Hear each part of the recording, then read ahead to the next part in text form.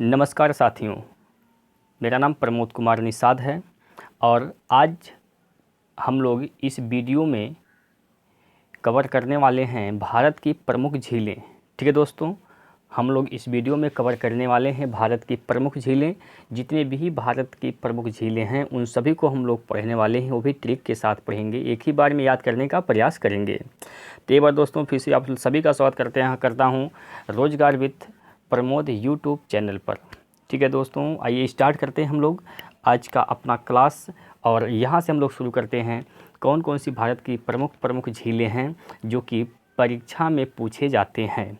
ठीक है, चलिए सबसे पहले यहाँ दोस्तों आप लोग देख पा रहे हैं कि यहाँ पर लिखा हुआ है, यहाँ से आप लोग जम्मू कश्मीर के जितने भी झील हैं दोस्तों, जम्मू कश्मीर में जितने भी झील हैं उन सभी को याद रखने का तरीका क्या है दोस्तों।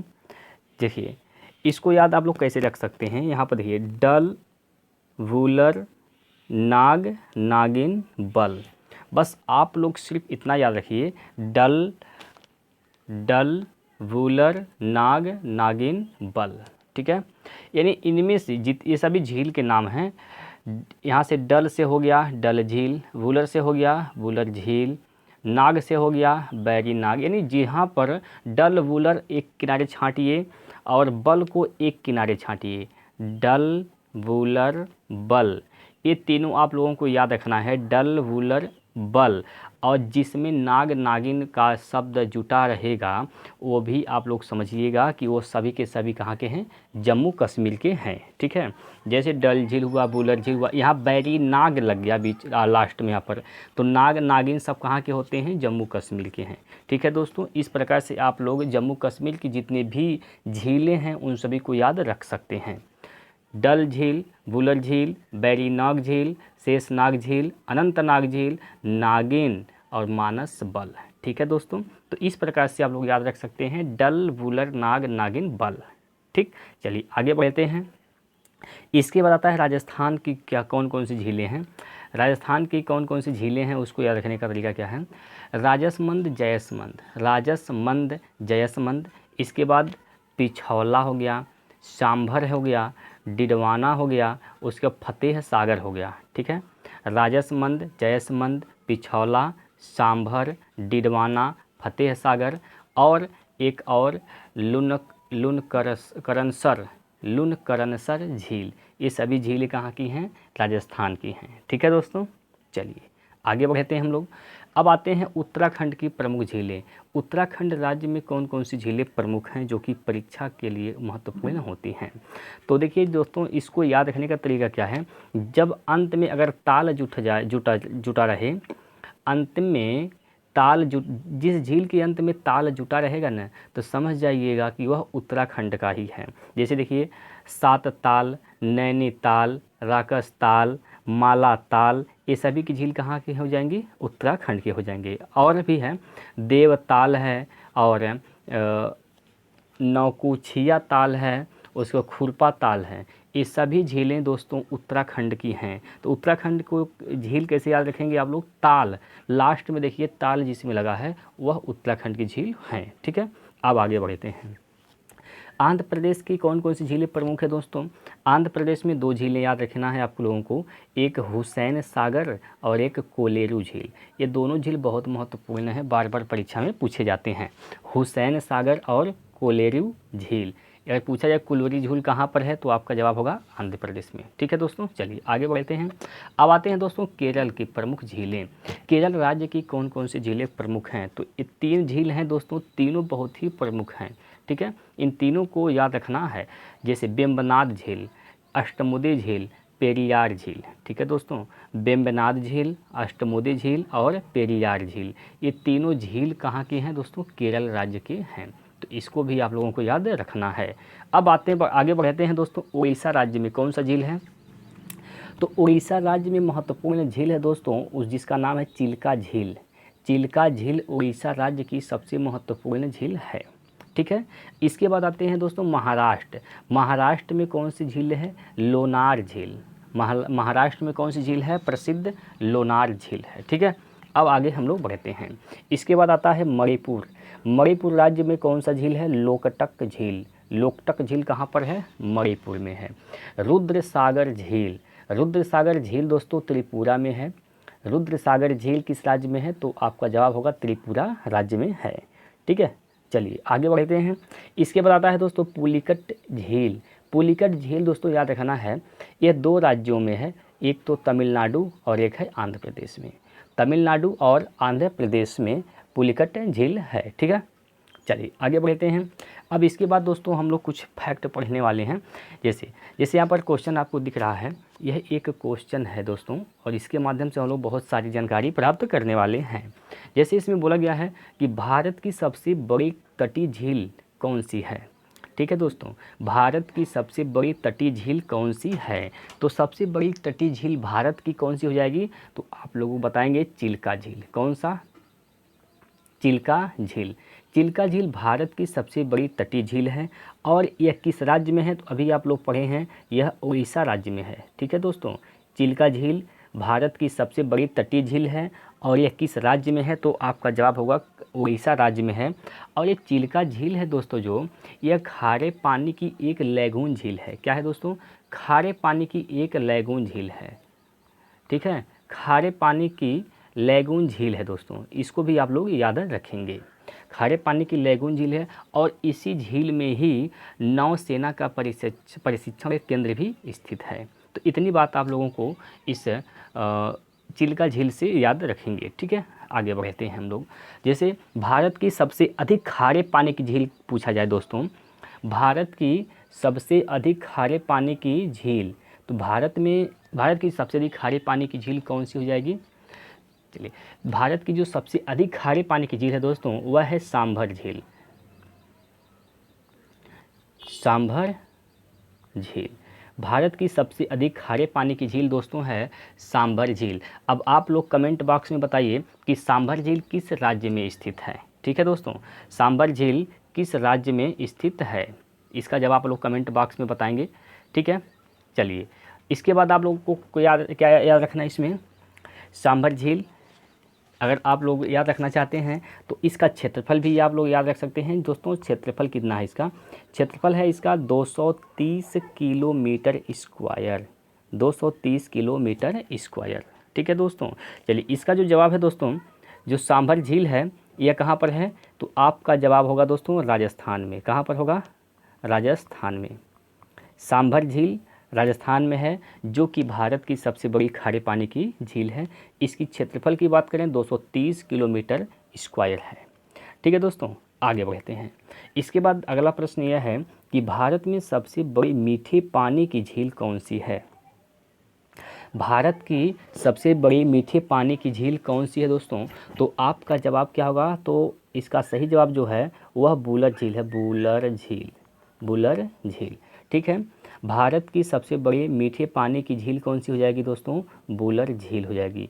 अब आपका जवाब मैं चाहता हूं कमेंट बॉक्स में कि ये वुलर झील कौन से राज्य में है। वुलर झील किस राज्य में है, इसका जवाब आप लोग कमेंट बॉक्स में बताइए। ठीक है, अच्छा एक बात और इसी से याद रखेंगे, वुलर झील से ही याद रखेंगे कि जो तुलबुल परियोजना है, तुलबुल परियोजना जो है दोस्तों, तुलबुल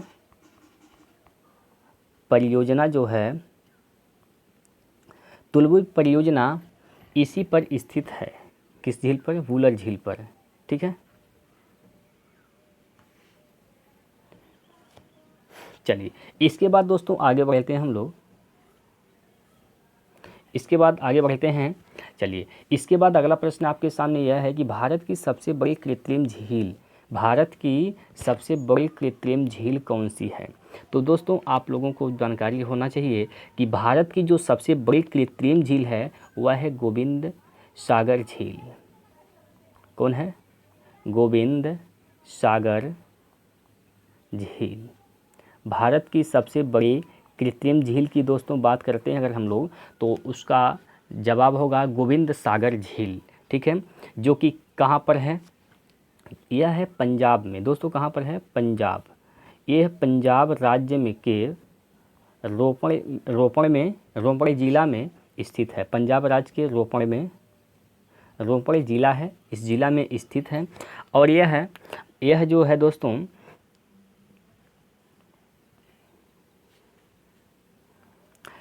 ठीक है, गोविंद सागर झील भारत की सबसे बड़ी कृत्रिम झील है और ये कहाँ पर है? पंजाब राज्य में स्थित है।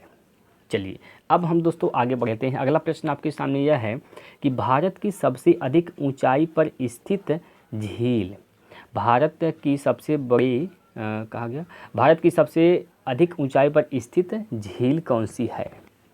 तो दोस्तों आप लोग जानते हैं ये जो झील है यह चोलामू झील है। कौन सा? चोलामू झील। भारत की जो सबसे अधिक ऊंचाई पर स्थित झील है वह है चोलामू झील। ठीक है दोस्तों, चोलामू झील भारत की सबसे अधिक ऊंचाई पर स्थित है, जो कि किस राज्य में है? तो राज्य की अगर बात करें दोस्तों, राज्य की बात करें हम लोग, यह है सिक्किम में।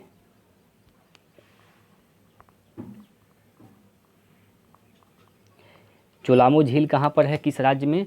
तो इसका जवाब है सिक्किम राज्य में स्थित है। दोस्तों चोलामू झील भारत की सबसे अधिक ऊंचाई पर स्थित झील है, जो कि सिक्किम राज्य में है। अब आप लोग एक नदी जानते हैं जिसका नाम है तीस्ता नदी। कौन सी नदी दोस्तों? तीस्ता नदी। तो तीस्ता नदी का उद्गम स्थल कहाँ से है? तीस्ता नदी कहाँ से निकलती है? तो तीस्ता नदी भी इसी चोलामू झील से ही निकलती है। तीस्ता नदी कहाँ से निकलती है, किस झील से? चोलामू झील से ही निकलती है। तो इस बात को भी आप लोग याद रखेंगे। ठीक है दोस्तों, चलिए आगे बढ़ते हैं। ज्वालामुखी उद्गार से बना झील, यानी ज्वालामुखी से कौन सी झील का उद्गार हुआ है, इसको आपको बताना है। तो दोस्तों आप जानते हैं कि जो लोनार झील है, लोनार झील ये ज्वालामुखी उद्गार से बना हुआ है। लोनार झील का उद्गार कैसे हुआ है? ज्वालामुखी से हुआ है। ठीक है, तो लोनार झील कहाँ पर है? लोनार झील कहाँ पर दोस्तों? यह है महाराष्ट्र में। लोनार झील कहाँ पर है? तो इसका सही जवाब है महाराष्ट्र। महाराष्ट्र में लोनार झील है, जो कि ज्वालामुखी उद्गार से बना हुआ है। ठीक है, चलिए अब हम दोस्तों आगे बढ़ते हैं। राणा प्रताप सागर राणा प्रताप सागर और यहाँ पर अलग है यह दोस्तों जवाहर सागर, ये दो झील हैं दोस्तों। इन दोनों की बातें कर रहे हैं। राणा प्रताप सागर, जवाहर सागर एवं गांधी सागर किस नदी पर स्थित हैं?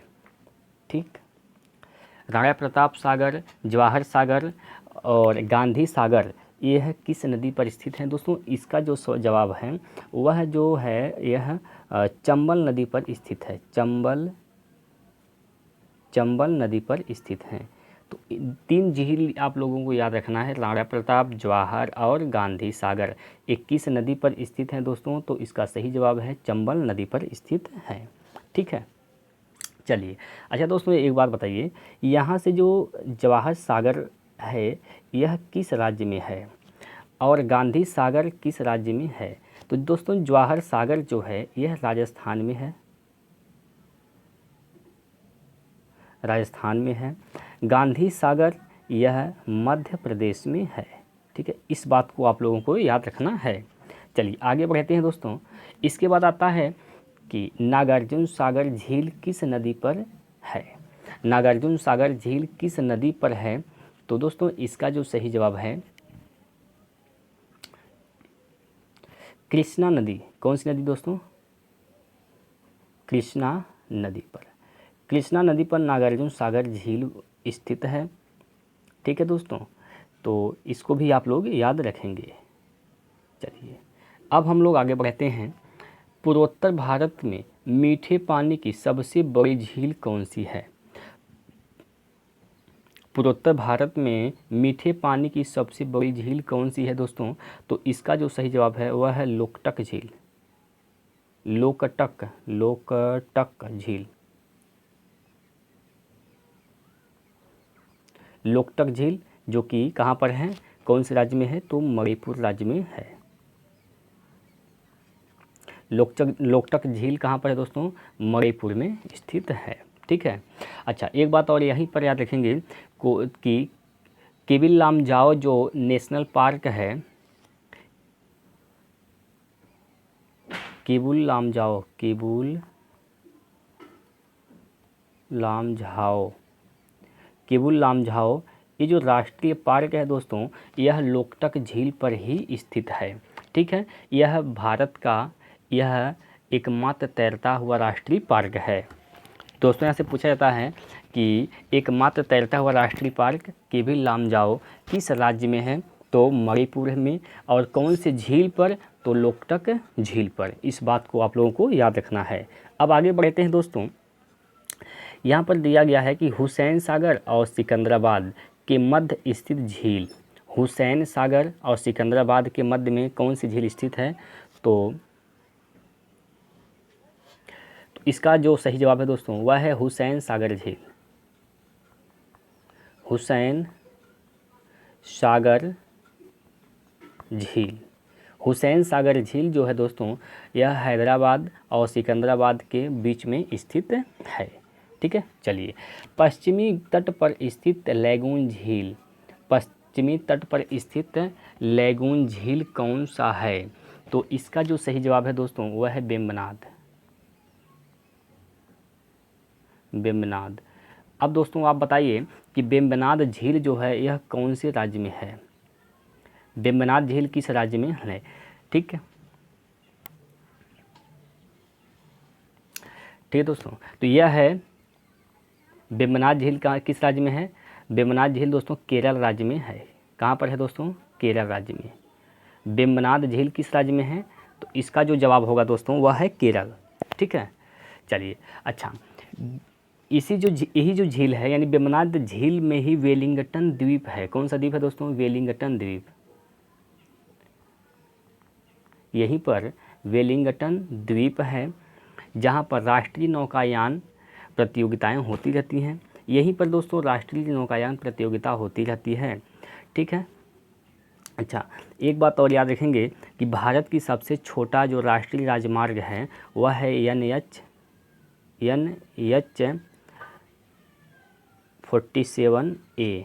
कौन सा है, NH47A। यह भारत का सबसे छोटा राष्ट्रीय राजमार्ग है।